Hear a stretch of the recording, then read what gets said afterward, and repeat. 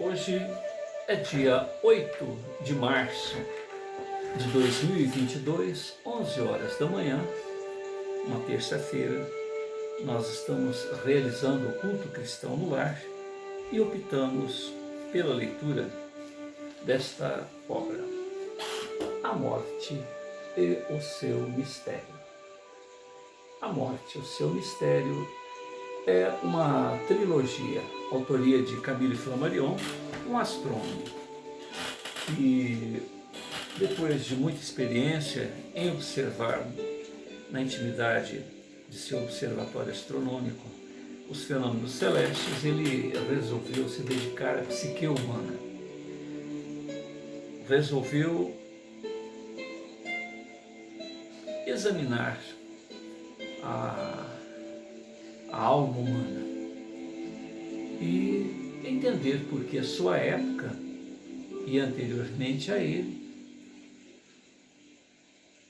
os fenômenos da manifestação dos chamados fantasmas dos vivos e fantasmas dos mortos, fantasmas das pessoas que tinham um corpo físico e das pessoas que já haviam deixado a vestimenta carnal junto ao túmulo há alguns meses, alguns anos, décadas,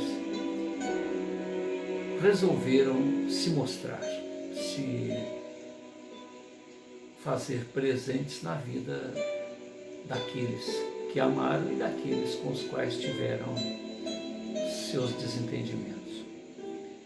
E diante desse mistério, ele produziu 3 volumes. O primeiro volume é dedicado ao fantasma dos vivos, das pessoas que gozam de perfeita saúde e que, de um momento para outro, por motivos a serem apurados caso a caso, eles se apresentam junto a um ente querido, junto ao alvo de suas preocupações, casos,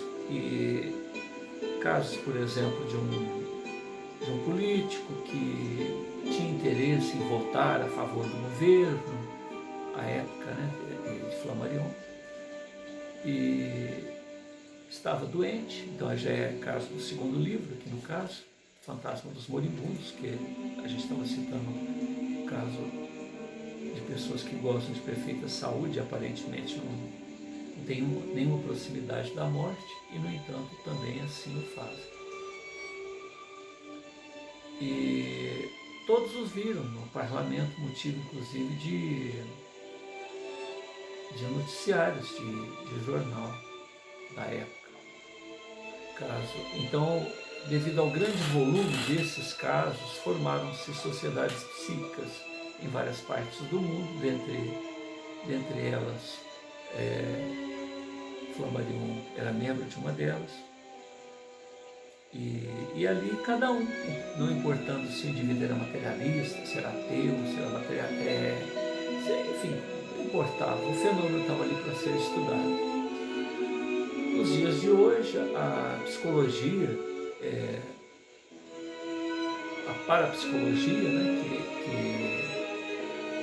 que dedicou 3 classificações para os fenômenos chamados psigama, psicapa, que até então um indivíduo que ainda está com o corpo físico poderia muito bem produzir fenômenos de telepatia, e depois fenômenos mais ostensivos, materialização de objetos, parar um pêndulo, movimentar um relógio que há anos não funciona, se corporificar a tal ponto de poder abraçar, conversar, sentir o hálito da pessoa, ser fotografado, enfim, até se chegar aos fenômenos chamados psiteta. Psiteta devido ao termo thanatos, morte, aonde indivíduos que já não têm mais o corpo físico e, no entanto, a semelhança do fantasma dos vivos, também hão os fantasmas dos mortos. A mesma época de Camille Flammarion, Gustave Gelée, Ernesto Bozano, Alexandre Exakov e tantos outros também se debruçaram sobre o tema. Albert de Rochas, que escreveu temas tipo levitação, né? E muitos deles se dedicaram ao estudo desses fenômenos chamados paranormais, envolvendo iogues, que controlam a temperatura do corpo, os batimentos cardíacos, movimentos autômatos do organismo, chegando até o ponto de serem enterrados por seus discípulos e com data e hora aprazada, né, para eles reassumirem o organismo. Fica ali, há casos até de indivíduo que ficou há mês enterrado. Foi enrolado num pano, colocado num buraco, jogado terra em cima. Um mês depois está lá o discípulo dele cavando, retirando o mestre da sua cova, e ele reassume o organismo outra vez.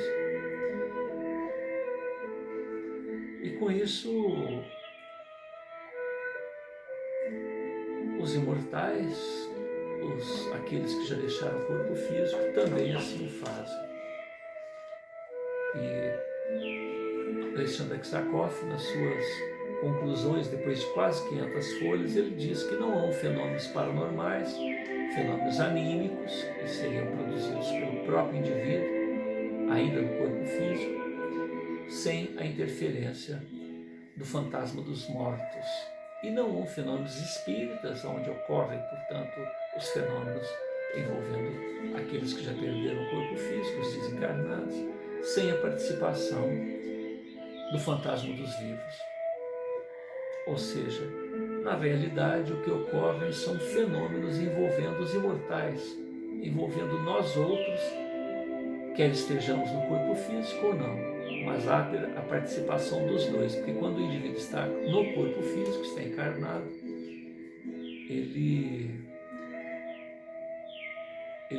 não tem toda a habilidade, ou não tem todo o conhecimento desperto para que ele produza determinados fenômenos. Então, há necessidade daqueles desencarnados já há algum tempo para que sejam intuídos, para que sejam direcionados na produção desses fenômenos. E, igualmente, os desencarnados, sem o organismo do encarnado, também não tem como se apresentar em terceira dimensão. Esse segundo volume, ele é fracionado em 12 capítulos. O primeiro dele trata de fenômenos expostos no primeiro volume e questiona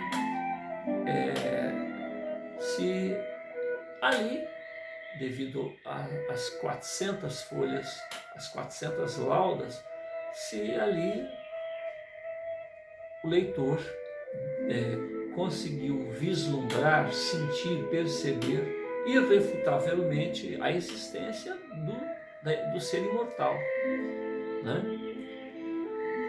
No segundo item, as duplas de vivos. As duplas de vivos seria o que a gente já disse. O indivíduo se forma um duplo de si próprio e vai se manifestar em vários locais, de acordo com o seu interesse, com a sua necessidade. Terceiro, o pensamento produtor de imagens projetadas à distância, cinematografia psíquica, transmissões telepáticas sensoriais. Então,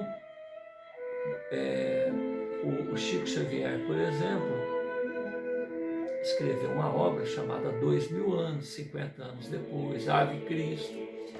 Então, quando ele estava escrevendo aquela obra há 2000 anos, ele ouvia o ruído das tempestades, sentia o vento tocar-lhe a pele, sentia as emoções de cada personagem. Então ele falou, poxa, como que eu consigo sentir o que o personagem sente, ouvir o que...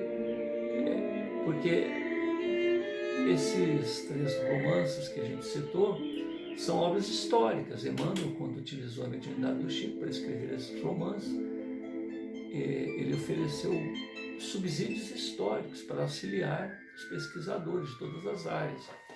para compreender o que exatamente aconteceu à sua época. Aí o Emmanuel explicou para ele, não, o que você está sentindo é o que eu estou sentindo. Eu vivi essa época, e na época ele foi Públio Lentulus, quando ele escreveu 2000 anos, ele fala a história de Públio Lentulus. E eram as emoções do Emmanuel. Então a gente tem essa característica, todos nós estamos interconectados de alma para alma e através desses elos de empatia nós passamos para o outro o que nós estamos sentindo e recebemos dos outros. Daí a razão pela qual nós devemos estar sempre numa faixa vibratória boa, para que a gente não seja alvo de pensamentos negativos, né, de embaraços que poderão nos complicar, e a gente muitas das vezes imagina que aquilo é a nossa realidade, sendo que não é. Nós apenas estamos captando. Porque o que é o médium? É aquele que capta de outro indivíduo o que ele sente, o que ele pensa, né? As suas emoções, as suas conjecturas, os seus desejos. Então há necessidade de um filtro. Se é um ser, é um manifestante de boa índole, tudo bem, mas e se é um indivíduo negativo que quer agredir, quebrar, xingar? Tem que haver um filtro, né? Você está numa reunião, por exemplo, de desobsessão. Aquela pessoa precisa ser educada. Então, o médium vai deixar ele fazer o que quer. Tem que haver um autocontrole aí, né? A dor, a necessidade, o sofrimento, a agonia da pessoa, você tem que deixar passar, mas não determinados impulsos, né? Porque senão a gente vai pagar mico aí o tempo inteiro. Citei o caso de Chico para dizer que aquilo que acontece com o desencarnado, que é através do fenômeno mediúnico, também acontece de encarnado para encarnado. O médium também é um paranormal. Aliás, somos antes paranormais, percebendo as realidades uns dos outros, para aí compreendermos os fenômenos paranormais, os fenômenos mediúnicos. Porque se nós, à medida que nos apercebermos de nós mesmos, tomarmos ciência daquilo que nós temos, daquilo que nós somos, em potencial intelectual, emocional, espiritual, a gente pode separar quando vem uma influência externa. Eu não sou tão bom assim, né? O indivíduo que vem se aproximar da gente, quer encarnado ou desencarnado, é melhor do que a gente. Poxa, eu gostaria de alcançar o que me faz sentir aqui agora. Ou eu não sou tão mal quando um indivíduo que tem determinadas tendências, determinados pensamentos, e a gente imagina que é a gente que está percebendo ou sentindo aquilo, e na realidade é apenas os laços. E igualmente nós nos ligamos a Deus. Então estamos todos interconectados. Sejais um em mim, assim como eu sou um no Pai, né? Olha, Jesus pedindo uma ligação direta, um canal direto junto ao coração dele, assim como ele o é no coração do Altíssimo, né? Aparições de moribundos antes da morte, é o item 4. Ou seja, o indivíduo, mais das vezes, estando próximo à perda do corpo físico, há às vezes uma necessidade, conversas mal acabadas, uma preocupação que a pessoa tem com o filho, com o marido, com o irmão, então ele vai se fazer presente e depois é confirmado, né? Então vários casos são citados nessa segunda obra, assim como no trabalho de Alexandre Aksakov, Animismo, Espiritismo. Vistas de cenas de moribundos à distância. Então aí nós já temos a visão do perceptor, aquele que percebe, aquele que é o alvo da manifestação daquele indivíduo que se desdobra em duplo para ir lá. Então você vê a cena envolvendo aquela pessoa. Então o ponto de vista daquele que aparições de moribundos, tal, quer dizer,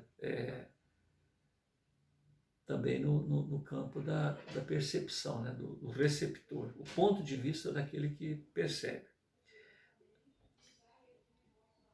vistas de cenas de moribundos e de mortos à distância, audição de mesma hora. Então todos os sentidos que nós temos, os 5 sentidos e outros, né, se afloram neste momento e nós percebemos, ouvimos, sentimos o que aquela pessoa está dirigindo para a gente. Advertências diversas precedendo a morte ou anunciando previsões pessoais de mortes em datas fixas, intersinais. Muitas das vezes o indivíduo está morrendo e informa: estou morrendo, ou vou morrer, ou então ele dá uma data, daqui uma semana, tal, né? Tem um aqui que avisou uma semana antes, outro avisou no outro dia, amanhã, tal hora, eu me vou. O outro informa que era uma segunda-feira, que no sábado ele iria partir.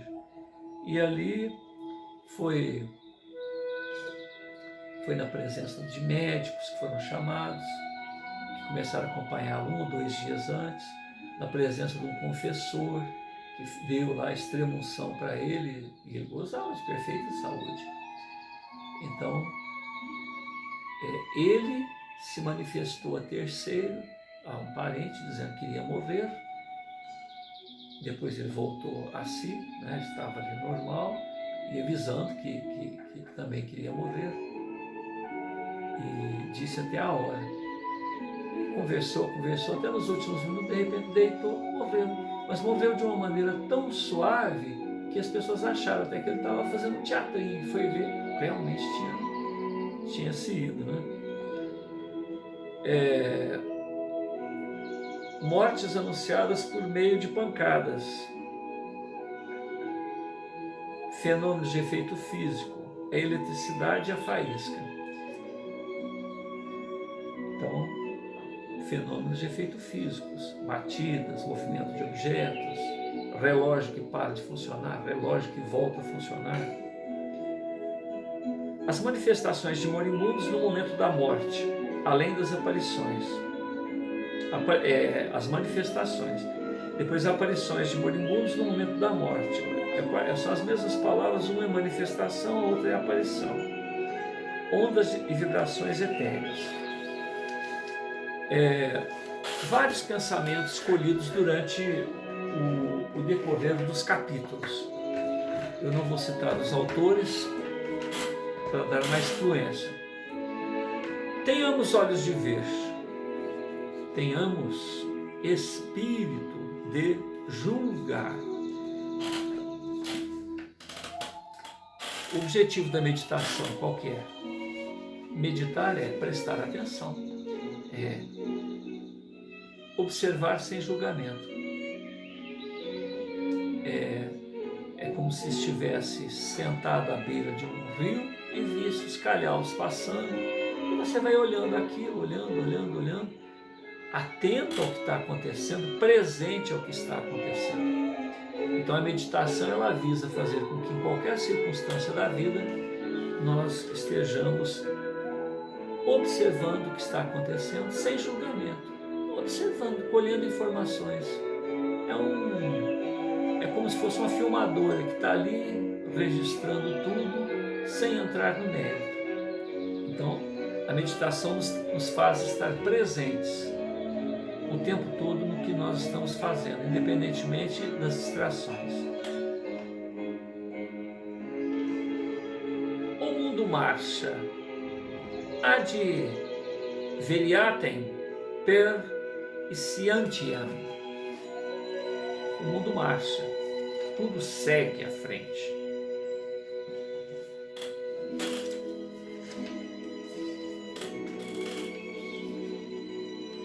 Conhece-te a ti mesmo. Apenas o necessário, apenas o suficiente. Conhece-te a ti mesmo. Apenas o suficiente. São 2 frases encontradas no Santuário de Delfos.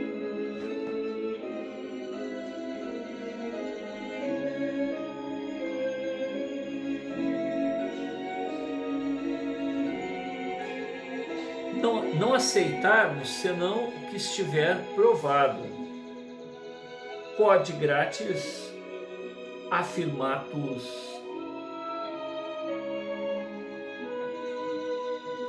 Tudo isso é para ser estudado. Não aceitar senão o que estiver provado. Quod gratis affirmatur, gratis negatur.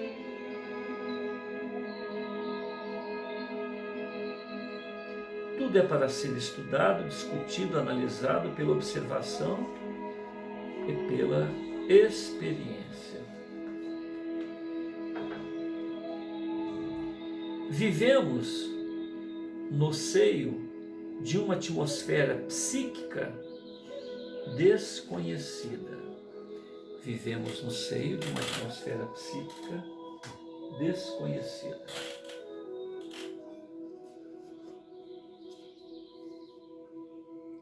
A palavra sobrenatural aplicada a um fato é um absurdo. A palavra sobrenatural aplicada a um fato é um absurdo. Tudo é decorrência de leis naturais desconhecidas. Porque a palavra sobrenatural significa uma derogação da lei do Altíssimo. O Senhor que tudo sabe, tudo pode. Como que ele derroga as suas leis por circunstâncias a serem apuradas? Ele não derroga lei nenhuma. Ele é de sempre. O foi, o é e o será. Então, na realidade, sobrenatural é uma palavra que é superada. Existem leis naturais desconhecidas. Antes de se descobrir a lei da gravitação universal, ela já existia.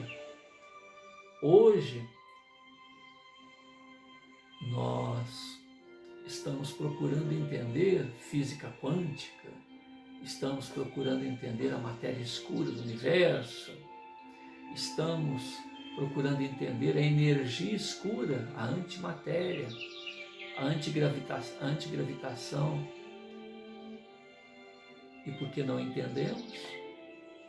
É sobrenatural, né? Então, fatos são ocorrências que, quer nós entendamos ou não, são fenômenos da natureza. Rejeita a opinião banal e salvar-te-ás. Então, ater-nos apenas às palavras de quem tem responsabilidade no que diz, quem procura elucubrar com lealdade. Devemos examinar tudo sem opinião preconcebida e com mais severo método. Devemos observar tudo sem opinião preconcebida e com mais severo método. O problema dos dogmas é justamente esse, né? É você ter determinadas opiniões que nos impedem de observarmos a vida e aprendermos com os fatos que nos mostram que estamos diante de um desafio à nossa compreensão.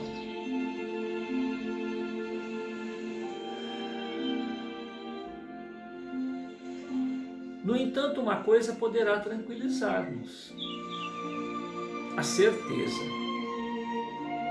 de que nada sabemos.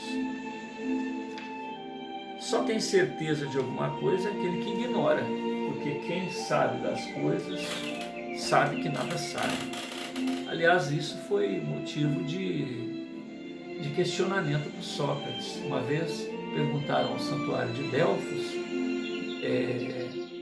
quem era a pessoa mais inteligente à época, né, ali na Grécia. E Epitoniza respondeu: Sócrates. Então as pessoas foram lá procurá-lo e falaram: certamente eu o sou, porque até o momento eu sou o único que sabe nada sabe, né? Tudo que ele conhece não é nada, não representa nada diante da grandeza do que é os fenômenos da vida, os fatos da vida. E as pessoas se arvoraram em ser doutores, experts, pessoas com respostas prontas.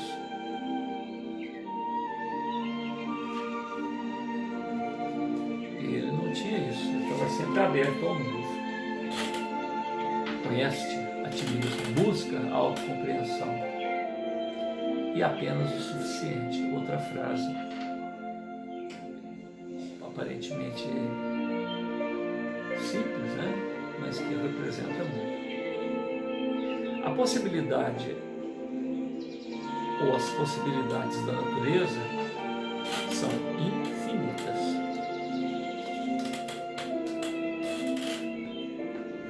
O que sabemos pouco é o que ignoramos de imenso. É aquilo que a gente disse de Sócrates, né? O que sabemos pouco é o que ignoramos de imenso.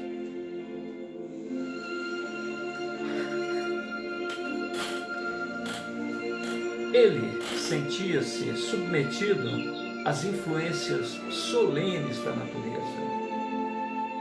Magnetismo vasto, magnetismo infinito, que é a vida da criação, que prende o átomo ao universo.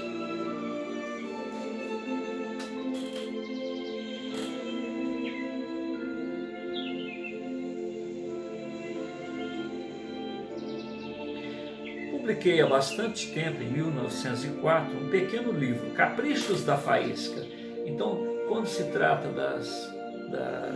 desses movimentos de efeito físico, né, muito intensos, ele tentou explicá-los através desta obra, Os Caprichos da Faísca, que está todo esmaltado de fenômenos curiosos. Por exemplo, objetos deslocados sem que lhe haja tocado, na página 287 desse livro. Quadros arrancados das paredes, página 219. Uma porta de moldura tirada para longe, página 221, obra Caprichos da Faísca. Uma cômoda partida em pedaços, página 29, Caprichos da Faísca. Chaves tiradas das fechaduras, página 222. Chaves tiradas de uma porta e escondidas debaixo de um tamanco, página 218. Campainhas sacudidas, aquelas sinetazinhas, né, na época. Página 302, 203, desculpe, e 281. Relógio parado, regulador desacolchetado, página 209. Relógios que estavam parados, postos a funcionar, postos a trabalhar, página 196. Relógios magnetizados, página 209. Velas, bicos de gás, lembrando que na época era candeeiro, eram velas, eram bicos de gás. Eletricidade, que estava começando, acessos acesos ou apagados. Então, velas, bicos de gás, eletricidades acesos ou apagados, página 219, 226. Espelho despregado e posto delicadamente no chão. Quer dizer, a faísca arranca um quadro da parede e coloca ele delicadamente no chão. Página 24. Pedras tiradas de uma lareira, quer dizer, pedras quentes, dentro de uma lareira e postas de cada lado de uma criança adormecida, colocada de um jeito que não feriu a criança. Página 137. 3 crianças deitadas, estava deitada em berço, foram atiradas, lançadas através de uma janela fora da casa e colocadas delicadamente lá, ao passo que o leito em que estavam foi partido em 1000 pedaços, página 216. Travesseiros projetados à distância, sem o menor incômodo para a criança adormecida sob o travesseiro. no qual ele tinha a cabeça. Quer dizer, retirou o travesseiro com violência, mas não feriu a criança, não deu aquele golpe no pescocinho da criança. Página 214. Quer dizer, isso é casual, assim, pedras pesando centenas de quilos, então imagina centenas, uma pedra de 1 tonelada, arremessadas longe. Página 210. Chapéu voltado, chapéu que virou ao contrário, página 217. A faísca em forma esférica, quer dizer, uma bolha de energia, tipo energia elétrica, que empurra a porta, entra, visita insolitamente o local. Página 86. A faísca em forma esférica ainda, brinca ao lado de uma rapariga sem fazer-lhe qualquer mal. Página 19. Mulher mascarada de homem é posta completamente nua pela faísca. Página 25. Uma moça vestida de homem, a faísca arrancou a roupa dela, deixou ela nua e jogou a roupa dela sobre uma árvore lá. Uma pessoa é despida e os seus vestuários dependurados numa árvore. Página 26. Então a página 25 e 26, no mesmo tema. O número de fulminados não quer dizer que morreu. A faísca caiu sobre a pessoa, arrancou a roupa, arrebentou o calçado e o indivíduo está ali, nu e intacto. Os vestuários são despedaçados, calçado arrancado violentamente, e aí o fulminado, o indivíduo que caiu a faísca nele, levanta-se são e salvo. A 9 de dezembro de 1907, no Rio de Janeiro, um tenente do Exército, o senhor A. de Vasconcelos, foi lançado ao chão por uma descarga elétrica com 18 homens que rapidamente se levantaram, como que impelidos por uma mola. Então imagina um comandante, 18 pracinhas ali, O comandante cai no chão desmaiado, fica peladão, o sapato arrebenta, a roupa arrancada. E os comandados deles são arremessados longe, quicam no chão, como se fosse uma mola, e fica em pé de novo.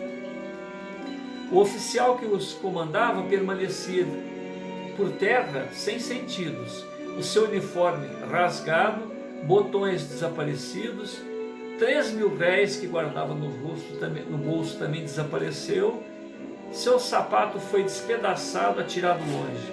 O oficial não morreu. Quando acordou e tomou conhecimento do que aconteceu com ele com o batalhão, enviou mensagem para o Flammarion, inclusive as roupas e os sapatos rasgados que estão guardados no observatório lá do Flammarion, no museu. Ele dizia: mandem para a França, informem Flammarion. Então, no observatório de Juvis, que está lá esse material. 2 mulheres que faziam tricô, a faísca arrebenta-lhes, ou arrebata-lhes, então a faísca arrancou as agulhas que estavam na mão de 2 mulheres fazendo tricô, página 27.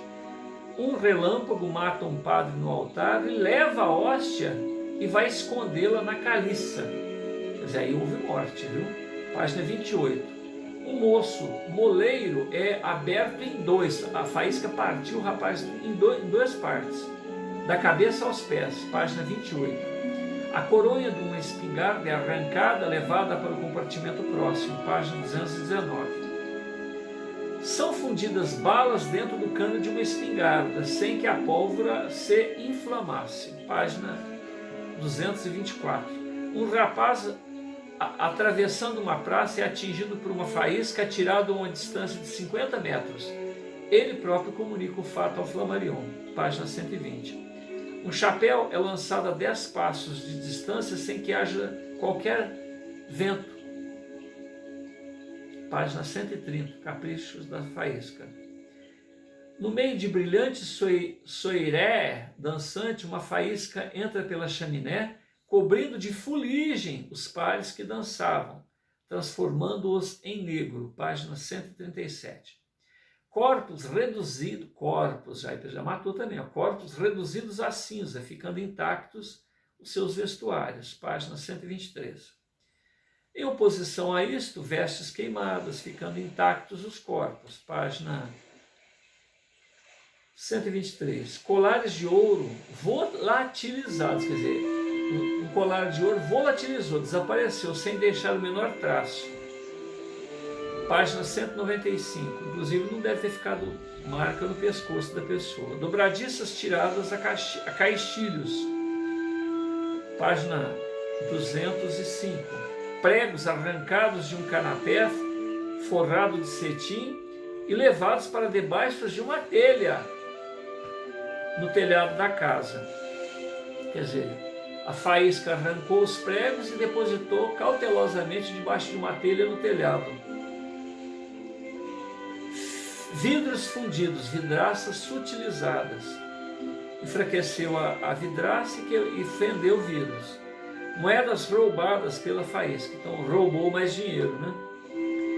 Pratos em pilha quebrados 2 a 2, página 222, e tantos outros casos. Depois ele cita que uma faísca caiu no gabinete da estação de Figanieres, em Var, e esvaziou todos os tinteiros sem deixar qualquer mancha de tinta. Vinon, próximo a Toulon, esvaziou uma lagoa com 3 metros de água. Esvaziou uma lagoa. Fotografias feitas pela faísca dei outrora o nome de raios cerâmicos, raios fulgurantes em alguns exemplos. Agora aqui acontece outra coisa, que a faísca desenha no corpo da pessoa alguma coisa. A 17 de junho de 1896, um jornaleiro chamado Ellison foi atingido pela faísca numa cabana perto de Pertuis-Valsier, e esses raios fotografaram-lhe no peito, através da roupa, um olmo e um pinheiro que ficavam a 100 metros a distância. Recebi o relato e os desenhos deste curioso fenômeno de Maillet de Pertuis. O Dr. Tournatoire, que precisamente examinara a vítima, diz que aquela pessoa que levou o golpe no raio ficou são e salvo. Página 250. 27 de junho de 1866, em Bergen, Alto Reno, um raio fotografou a folhagem de uma tilha nas costas de 2 homens, deitando-os por terra sem o matar. O sábio físico Irne, do Instituto, escreveu-me a esse respeito, dizendo que o mais hábil desenhista não faria melhor. Página 258. No verão de 1865, roubaram a bolsa no caminho de ferro ao doutor Berendinger. Tempos depois, chamado para examinar um homem atingido pela faísca, viu na coxa do fulminado, que não estava morto, a fotografia de suas iniciais, 2DD cruzados, que estavam incrustados em aço na bolsa de tartaruga. O fulminado era o ladrão. Página 266. Então, um médico teve uma bolsa roubada, havia 2 DDzinhos, 2 letrinhas D na sua bolsa, em forma de tartaruga. E o ladrão que pegou aquele material estava fugindo, caiu uma faísca nele, ficou marcado na coxa dele o desenho que tinha na bolsa que ele furtou.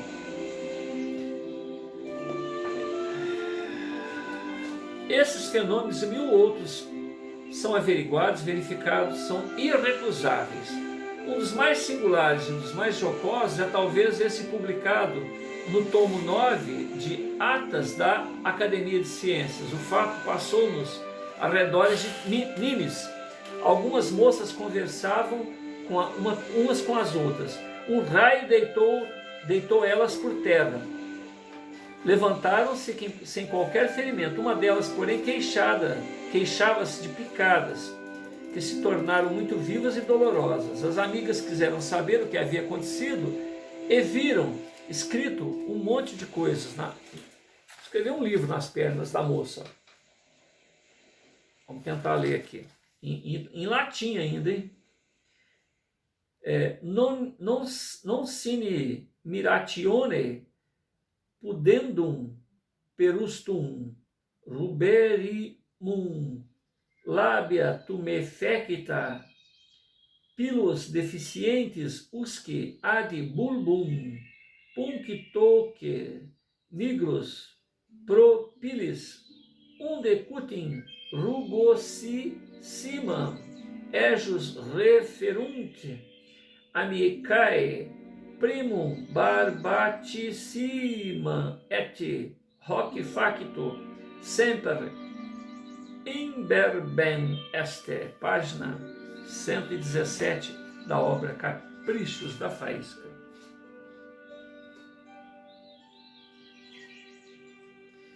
Continuando os pensamentos encontrados na obra. O tempo, esta imagem móvel da imóvel eternidade.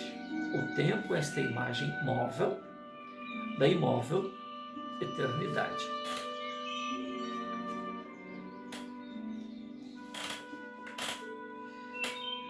Nada é tão brutalmente concludente como um fato. In medio stati virtus.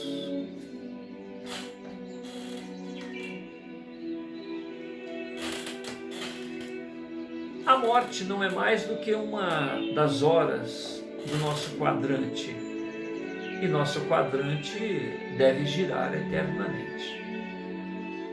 A morte não é mais do que uma das horas de nosso quadrante, e o nosso quadrante deve girar eternamente. Que variedade imensa todas essas manifestações. No entanto, como se pode prever, muitas delas se parecem. O caso da senhora Ferretti de Juvisy, na obra Desconhecida, encontra-se aproximadamente igual ao na obra Os Dados Obscuros da Natureza, da senhorita Crowell, capítulo 6, Des Wrights, página 179, que diz o seguinte: em uma certa senhora H que vivia em Limerick, havia alguns anos, uma criada que estimava muito, a senhora Nelly, que raramente pedia para sair, o que sua ama lhe concedia da melhor vontade. Uma vez solicitou licença para ir à feira, a algumas milhas de distância, mas o Sr. H declarou à sua mulher que não poderia dispensar a serva nesse dia, porque convidara pessoas para jantar e só nele se podia confiar as chaves da adega. Acrescentou que seus negócios não lhe permitiam reentrar em casa a tempo de ele mesmo ir buscar o vinho. A senhora H, não querendo contrariar Nelly, a qual dera o consentimento por ela solicitado, afirmou ao seu marido que se encarregaria de ir buscar o vinho à adega no dia em questão. Nelly partiu de manhã muito alegre, dando a sua palavra de que voltaria à tarde, se lhe fosse possível, ou mais tardar na manhã seguinte. O dia passou sem qualquer incidente, ninguém pensou mais na criada. No momento em que foi necessário buscar o vinho, a senhora H pegou a chave e dirigiu-se para a porta da adega, seguida de uma serva que levava um cesto para as garrafas. Tinha apenas começado a descer os degraus quando soltou um grande grito, perdendo os sentidos. Conduziram-na para o leito e a rapariga que lhe acompanhava contou aos outros criados, tomada de pânico, que havia visto Nelly Anson ao fundo da escada inteiramente molhada. Quando o Sr. H chegou, repetiram-se as histórias. Ela ralhou com a serva pelas tolices que dissera ele, A senhora H, tratada convenientemente, voltou a si, abriu os olhos, suspirou profundamente e exclamou: "Oh, Nelly Anlon!" Em seguida confirmou que a criada dissera. Tinha visto Nelly ao fundo da escada da adega, toda encharcada de água, como se saísse de um banho. O Sr. H empregou os maiores esforços para provar a sua mulher que tudo aquilo não passava de uma ilusão, mas a sua prova foi em vão, mas a sua tentativa foi em vão. Neli, asseverou ele, estará em breve de volta, e há de rir de ti. No entanto, a senhora H ficou convencida de que a serva tinha morrido. Veio a noite, surgiu a manhã do dia seguinte, sem que houvesse notícias de Neli. Passaram-se 2 a 3 dias, mas procuraram informações, vindo a saber que ela havia sido vista na feira, partindo à tarde, no caminho de casa. Nada mais sabia a respeito de Neli. As investigações levaram, enfim, à descoberta do cadáver da criada na ribeira, mas nunca se soube como aquela catástrofe ocorreu. Essa visão, que não oferece qualquer dúvida, deve ter se produzido depois da morte, pois que a vítima fora vista por 2 testemunhas, encharcada de água.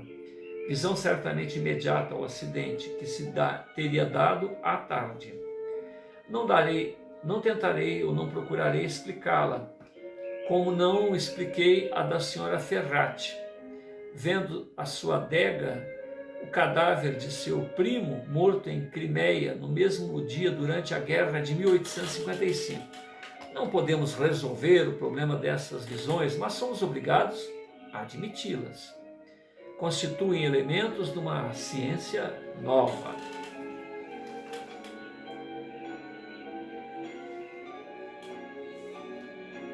Negar o fato tão abundante comprovado das aparições no momento da morte seria o mesmo que negar a luz do dia. É tempo de encerrar este capítulo, mas não é sem desgosto que eu elimino numerosas observações demonstrativas. Eis ainda uma não menos verdadeira que a precedente. O reverendo C. Van Bay, de Paragon, condado de Salisbury, Inglaterra, escrevia a Sociedade de Investigações Psíquicas no mês de abril de 1884. Estava intimamente ligado ao meu amigo B.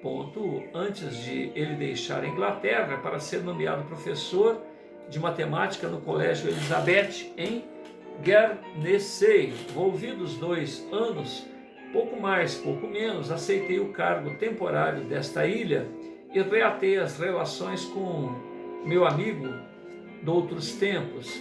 Passava quase cotidianamente uma parte de minhas horas convivendo com ele. Quando regressei à Inglaterra, ficamos a corresponder-nos regularmente. Na última carta que dele recebi, falava-me da sua saúde, dizendo que passava excepcionalmente bem. Certa manhã, causei uma viva comoção à minha mulher ao afirmar-lhe que meu amigo morrera e que me apareceu durante a noite. Ela procurou suavizar meu desgosto, sugerindo-me que se tratava de uma ilusão devido ao meu estado de saúde. Eu estivera doente durante algum tempo. Passados alguns dias, recebi uma carta tarjada de luto e com o carimbo de Guernesey. Nessa carta, a senhora B. dizia-me que seu marido falecera ao cabo de uma enfermidade, que durara algumas horas somente e que lhe tinha falado de mim com ansiedade. Esta morte ocorrera na noite em que ele me aparecera. O inquérito aberto pela Sociedade Psíquica estabeleceu que a senhora Wambay conserva a recordação exata daquilo que seu marido dissera nesta manhã. Falta um pedacinho ainda, mas nós vamos continuar na próxima leitura. Há um pensamento socrático que precede esta obra, muito interessante. Ninguém sabe o que é a morte, nem se ela será o maior dos benefícios para o homem. Apesar disso, tememo-la como se fora o pior de todos os males. Atenienses, acabais de me condenar à morte. A voz divina que nunca deixou de fazer-se ouvir por mim durante todo o curso de minha vida manteve-se hoje silenciosa e não me defendi, portanto, das acusações e da sanção a mim imposta. É porque o que se me sucede é um bem. Vou sofrer a sorte que me condenastes, mas a iniquidade, a infâmia ficarão para sempre amarradas à memória de meus acusadores e juízes. submeto-me deste modo, e uma vez que acredito que as coisas deveriam se passar, no meu entender, tudo acontece para o melhor. Quando a morte se aproxima do homem, tal qual se aproxima de mim mesmo, ou de mim próprio, o que nele existe de mortal desagrega-se, entrega-se aos braços da natureza. O que nele há de imortal, de incorruptível, retira-se intacto.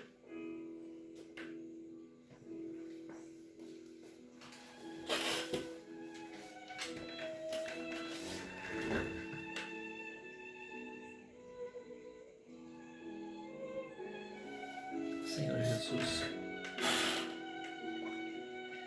gratidão pela oportunidade de estarmos contigo, trazermos uma vibração positiva para que melhoremos a nossa própria e propiciar a todos que nos ouvem este momento